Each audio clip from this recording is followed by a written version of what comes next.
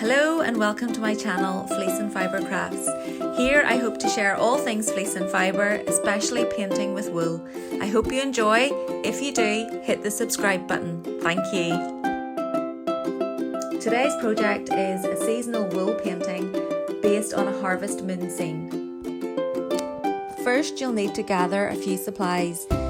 My free template, which I'll link below, a 6-inch wooden hoop, backing felt, I use 100% wool felt backing for my portraits, a selection of felting needles and a multi-tool if you have one.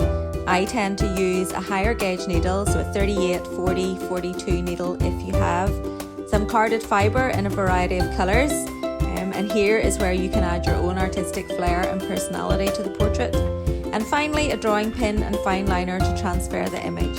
Afterwards you'll need a method to hoop your portrait, either using a glue gun or the needle and thread method.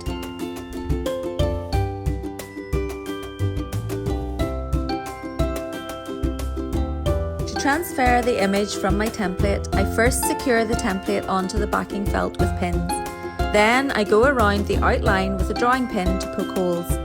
Afterwards, and as you can see here, I then go back over the image with a fine liner to mark the holes.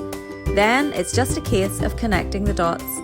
I don't fully remove the template until after I've finished, just in case I need to remark any parts of the image.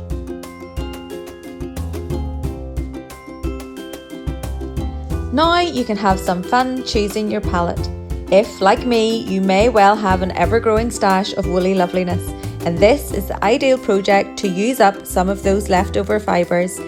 You can decide on your own palette, but for me, since the inspiration is Harvest Moon, I've kept the colours realistic, but you can go more abstract if you wish.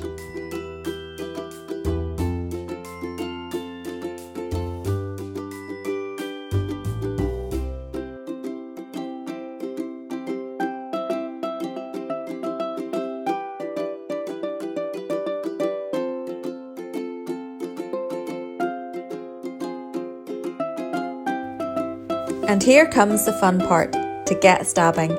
Carefully blend your fibres to achieve the colour you need to add areas of light and shade to your portrait. Lay down thin layers at a time and stab carefully into place.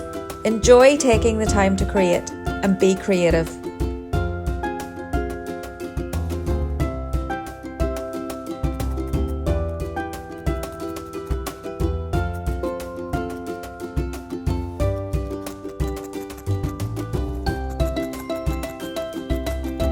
Ensure your portrait fills the hoop and extends around the sides. Mount it in your hoop with your preferred method. For me, I trimmed the excess fibre once it was mounted and hot glued the edges, folding them in on the back of the hoop. You can also add a hanging loop using twine or cord so that you can hang it pride of place. Thank you for watching. I hope you found that useful. If you'd like to see more of what I do, please subscribe and also follow me on social media at Fleece and Fibre Crafts. I'd love to have you follow along on my fleece and fibre journey.